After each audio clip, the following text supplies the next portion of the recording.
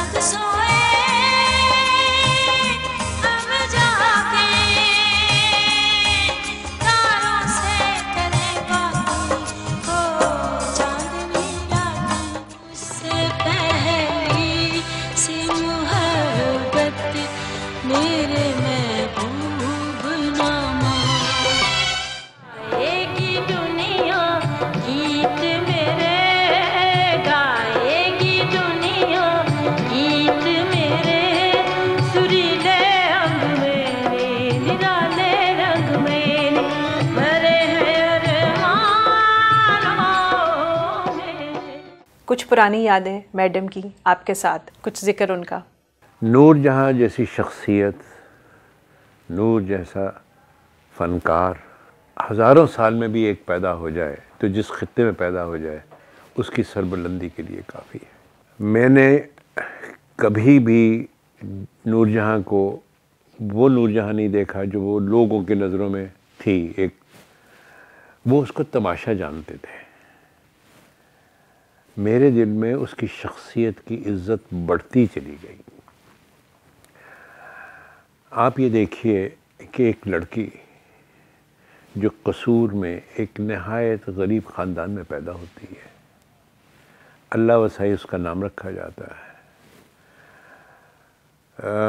1942 की second world war थी शायद, उसके दौरान हालात इतने ख़राब होते हैं कि वो लड़की अपनी वालदा के साथ पैदल चलती हुई कसूर से लाहौर आती है।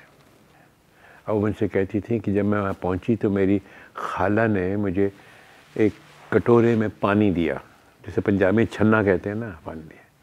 कहते उसकी ठंडक मुझे आज भी दिल में महसूस होती है, क्योंकि मैं इतनी प्यासी थी और ठंडा पानी मुझे ऐसे लगा कि मुझे ज़िंदगी आ गई।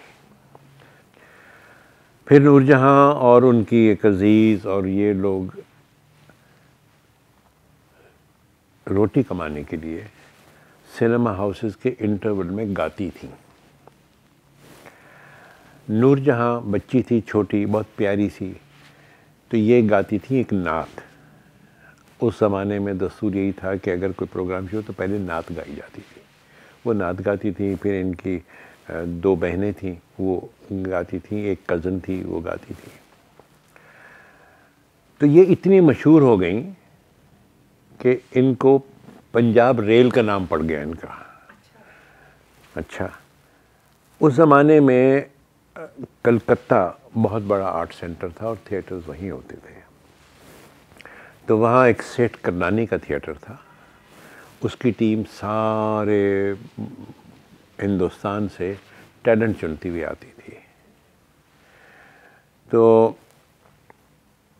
उनकी जब टीम आई तो उनको पता लगा कि ये पंजाब रेल वाली लड़कियां जो हैं ये कमाल की हैं, ये ऑडियंस उठती ही नहीं, इंटरवल में बाहर ही नहीं जाती, इनको सुनती रहती है, तो इनको ले जाओ, थिएटर चल जाएगा। तो वो टीम इनको लेके चली गई। ये पहली दफ़ा वहाँ मुलाजमत इनकी वहाँ हुई। तेरे संग कैसे चलूं सजना, तू समंदर है मैं साहिलों की हवा। 65 की वॉर के नगमे, क्या आवाज़, क्या जज्बा, क्या जुनून।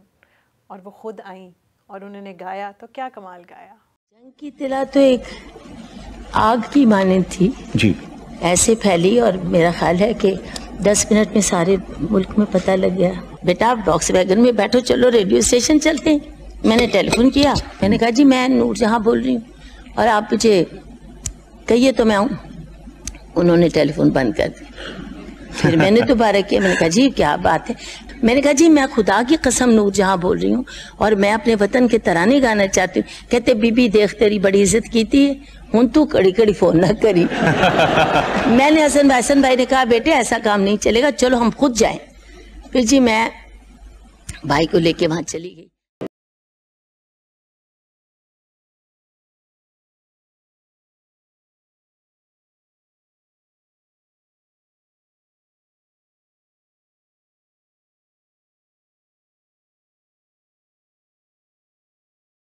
पिछड़े हुए तकरीबन 2 दिहाइयाँ हो गई हैं। ये 20 साल का सफ़र آپ کو شاید بہت لمبا لگتا ہو، مگر ہمیں لگتا ہے کہ شاید یہ سفر شروع ہی نہیں ہوا، کبھی جدائی کا احساس ہی نہیں ہوا۔ بڑے فنکار اپنی طبعی عمر کے بعد برسوں نہیں، دہائیاں نہیں، بلکہ صدیاں جیتے ہیں۔ یقین کیجئے the legacy always lives on، اور یہ سب سے بڑی بات ہے بڑے فنکار کی، وہ مرتا نہیں ہے۔ لوگ کہتے ہیں نا شہید مرتے نہیں ہیں، میں کہتا ہوں بڑا فنکار بھی نہیں مرتا، فنکاروں کو بھی عزت دیجئے، کوئی ایسی بات نہیں۔ ایک تقریب میں ان کے بارے میں کہا گیا تھا کہ جیسے ایک سورج ہے، ایک چاند ہے، ویسے ہی اس دنیا میں ایک نور جہاں ہے۔ اچھا، یہ شبانہ نے نہیں کہا تھا، یہ شبانہ سے کہلوایا گیا تھا۔ یہ کہا شبانہ کے میاں جاوید اختر صاحب نے تھا۔ جس طرح اس دنیا کے پاس صرف ایک سورج ہے، ایک چاند ہے، اسی طرح اس دنیا کے پاس صرف ایک نور جہان ہے۔ میڈم نے اداکاری بھی کی اور ہدایت کاری بھی کی۔ میڈم نے ہدایت کاری کرنے کی میڈم کو حاجت نہیں تھی، حاجت تھی میڈم کا نام استعمال کرنے کی ان کے شوہر شوکت حسین رضوی صاحب کو۔ اب میری بات سنیے، شوکت صاحب فلم ڈائریکٹر تھے، انہوں نے میڈم کی ایک فلم ڈائریکٹ کی تھی وہاں پہ انڈیا میں، جس کا نام زینت تھا، کامیاب ہوئی۔ پھر میڈم کا ہی ایک پروڈکشن ہاؤس، انہی کے پیسوں سے میڈم سب سے زیادہ کما رہی تھیں، وہ بنایا اس شوکت آرٹس کے نام سے، اور اس کے تحت جگنو بنائی۔ اب جگنو بے انتہا کامیاب ہوئی، بہت، اس کا گانے بہت کامیاب ہوئے۔ اس بنیاد پہ پاکستان جب بن گیا، جگنو واز ریلیز بیسیکلی ان 47، تو جب پاکستان بن گیا، میڈم آ گئیں، کراچی آ گئیں، پھر لاہور آ گئیں، تو شوکت صاحب نے میڈم کے ہی نام پہ، انہی کے کریڈٹ کی وجہ سے، آپ کا جو لاہور کا شوری اسٹوڈیو تھا وہ اپنے نام الاٹ کروایا، اور اپنے نام اور میڈم کے نام کو جوڑ کے اس کا نام رکھا شاہ نور۔ ٹھیک ہے کہ، اور شاہ نور اسٹوڈیو بن گیا جو پہلے شوری اسٹوڈیو تھا۔ پھر وہاں پہ ظاہر ہے کہ انہوں نے کوئی فلم بھی شروع کرنی تھی، اب وہ لوگ پنجاب آ گئے تھے، لاہور آ گئے تھے، انہوں نے کہا پنجابی فلم بناتے ہیں، ریجنل سینما میں ٹرائی کرتے ہیں، we should not go for the wider subcontinental cinema which would be Urdu اور ہندی۔ اور میں اپنا نام نہ خراب کروں کیونکہ میں تو بہت بڑا ہدایت کار ہوں، نور جہاں کا نام لگا دیتے ہیں، بھائی گانے تو گاتی ہے، اس کے نام پہ کیا فرق پڑے گا؟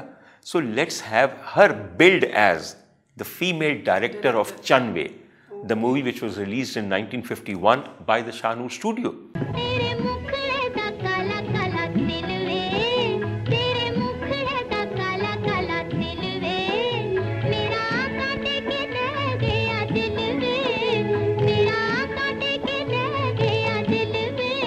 میڈم کی کچھ ازواجی زندگی کے بارے میں کچھ بتائیے، لوگ جاننا چاہتے ہیں کہ ان کی زندگی اور ان کے بچے اور آگے لیگیسی ان کے بچوں نے کیوں نہیں آگے چلائی۔ ذل ہما جی کو ملنے جاتے تھے کہ یہ میڈم کی بیٹی ہیں، پتہ چلا کہ نہیں، دوسری ملاقات میں ہم ان کو ان کے لیے ملنے گئے۔ بھائی اپنی ذات، شفقت، ان کی محبت، ان کی کشش ایسی تھی کہ she was only second to her mother. بھائی باقی بھی اولاد ہوگی میڈم نور جہاں کی، یقین کیجئے ہما جی سے بڑھ کے کوئی نہیں۔ میں آپ کو ایک چھوٹی سی بات بتاؤں، ہما جی had become very perturbed and she had become very complex and she was unhappy. So she went to her mother اور انہوں نے کہا کہ ماں جان یہ کیا بیٹا کیا بات ہے؟ ہما جان بیٹا جان، ہما جی کو جی کہتی تھی اپنے بچوں کو، ہما جی کی گل ہو گئی؟ میڈم ماں جان بات کیا ہونی ہے، جو بھی یہاں آتا ہے وہ آپ کی تعریف کرتا ہے، بار بار آپ کی تعریف کرتا ہے، اب میں کیا، میں نہیں آؤں گی کل سے۔